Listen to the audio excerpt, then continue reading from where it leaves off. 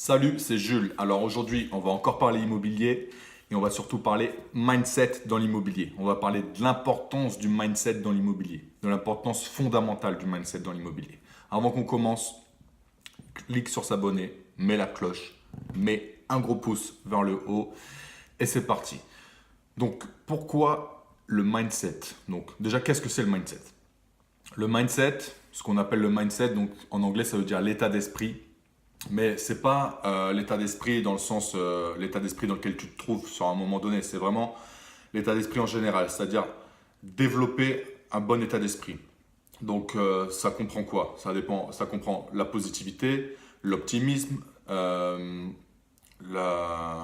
combativité, voilà, vraiment toutes ces qualités que tu dois développer, tous ces aspects de l'état d'esprit que tu dois développer pour réussir. C'est ce qu'on appelle plus communément avoir un bon mindset. Et pourquoi faire des efforts pour développer son mindset est fondamental pour réussir dans l'immobilier? On va le voir tout de suite. Donc, souvent, les débutants, et moi le premier quand j'étais débutant, sont persuadés que pour réussir dans un domaine, dans un business ou dans quelque domaine que ce soit, il faut être bon d'un point de vue technique. Donc concrètement sur l'immobilier, c'est-à-dire connaître les lois qui s'appliquent, connaître tout ce qui est technique dans le bâtiment, connaître les techniques de négociation, connaître je sais pas, par exemple les clauses qu'il faut mettre dans les compromis, etc. Tout ça, c'est ce qu'on appelle la technique.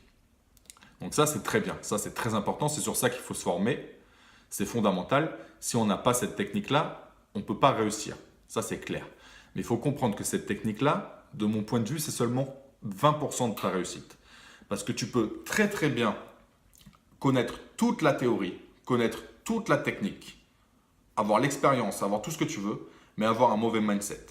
Avoir un mauvais mindset, ça va par exemple te dire ah ouais, mais c'est impossible de trouver des bonnes affaires, nanani, nanana. Être négatif comme ça. Tu vas être négatif, ça va t'empêcher d'entrevoir les possibilités qui s'offrent à toi. Ça va te, te restreindre dans des limites que tu te mets toi-même dans la tête, alors qu'elles n'existent pas. Au lieu d'ouvrir ton esprit pour entrevoir les différentes possibilités et opportunités qui s'offrent à toi. Donc ça, c'est un exemple. Mais vraiment, le bon mindset, c'est 80% de ta réussite. Je me répète, mais c'est très très important. Pour moi, c'est fondamental.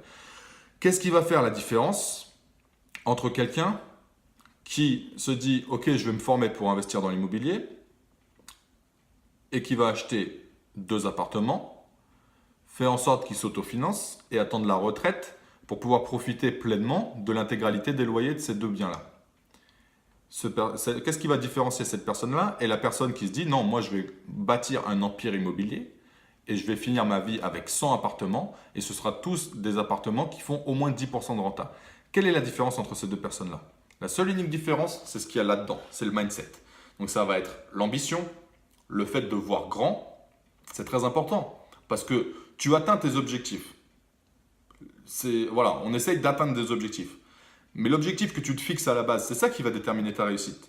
Si ton objectif, c'est de faire 500 € de cash flow pour avoir un complément de revenu, si tu y arrives, c'est très bien, bravo, tu as atteint ton objectif. Mais si de base, tu t'étais donné comme objectif de gagner 5000 € de cash flow pour pouvoir non seulement quitter ton travail et augmenter ton niveau de vie, mais tu vas l'atteindre cet objectif aussi. Et ça te prendra peut-être plus de temps, ce sera peut-être plus compliqué, mais tu vas l'atteindre. Donc l'important, c'est de voir grand, numéro 1. C'est ce qui fait la différence entre ceux qui réussissent un petit peu et ceux qui réussissent de façon énorme. Numéro 2, la confiance en soi. Par exemple, sur une négociation, il y a plein de débutants qui disent non mais je ne peux pas proposer ce prix-là, ils ne vendront jamais, ils ont peur, ils ont des croyances limitantes. Les croyances limitantes, c'est vraiment le truc sur lequel il faut le plus travailler. Il faut complètement faire sauter toutes les croyances limitantes. Par exemple, investir sans apport, c'est impossible. Ça, c'est une croyance limitante. Faire une bonne rentabilité en Ile-de-France, c'est impossible. Ça, c'est une croyance limitante. Je ne sais pas, je ne serais pas capable de gérer un appartement, c'est une croyance limitante. Les locataires, ils ne payent jamais, c'est une croyance limitante qui est fausse. La statistique, c'est qu'il y a 3% des locataires qui ne payent pas leur loyer et 97% qui payent leur loyer. Et ça, c'est dans le cadre de la location nue classique. Si tu fais de la location meublée, ça réduit encore plus et tu as un bail qui dure 1 an. Donc du coup, même s'ils ne payent pas, tu vois, il y a toujours des solutions. Si tu fais de la location courte durée, il n'y a plus de problème d'impayé. Donc, tu vois, tu as plein de croyances limitantes qui vont te bloquer. Et il y a le fait de voir petit et le fait de ne pas avoir confiance en soi. Qu'est-ce qu'il y a d'autre encore? Je vois pas. Franchement, je vois pas. Franchement, je pense que les deux choses fondamentales, ça va être ça. À quel point tu vois grand, quelles ambitions tu te fixes, et deux, la confiance que tu as en toi. La confiance, ça va être important dans les négociations, dans les choix. Il y a plein, pareil, de débutants, je les vois, et ils disent ouais, j'ai trouvé un bien à temps dans telle ville et tout, qu'est-ce que vous en pensez? Tu pourras jamais devenir un investisseur immobilier si quand toi tu trouves une opportunité et que tu sens qu'elle est bonne, tu as besoin de la validation de mecs que tu connais pas sur un groupe Facebook pour te dire ouais, ouais, vas-y, fonce, c'est une bonne affaire. Mais non, tu dois avoir confiance en toi pour être capable de juger par toi-même et ne pas avoir besoin de l'appui d'un tel ou d'un tel pour réussir. Tant que tu n'as pas développé cette capacité-là, tu vas jamais exceller. Tu vois ce que je veux dire? C'est pour ça que se former sur la technique, c'est très important au début, mais ce qui va te permettre de passer de investisseur banal ou lambda à un excellent investisseur, c'est non seulement la technique, mais aussi le mindset, développer son mindset. Donc c'est tout ce qui va être développement personnel. Je pense que j'ai peut-être pas parlé de tous les aspects du mindset qui sont importants pour réussir dans l'immobilier. S'il y a certains points que j'ai pas évoqués, auxquels tu penses, mets-les-moi en commentaire. Ça me ferait plaisir que cette vidéo soit agrémentée par d'autres exemples.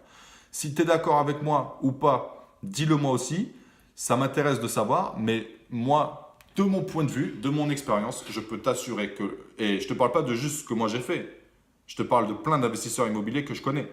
Je peux t'assurer que le mindset, c'est ce qui fait la différence entre les gens qui vont acheter des places de parking pour faire 50 euros de cash flow par mois et des gens qui vont acheter un immeuble, qui vont tout mettre en saisonnier et qui vont taper 5 000 euros de cash flow en un seul investissement. C'est la seule et unique différence, c'est ce qu'il y a là-dedans.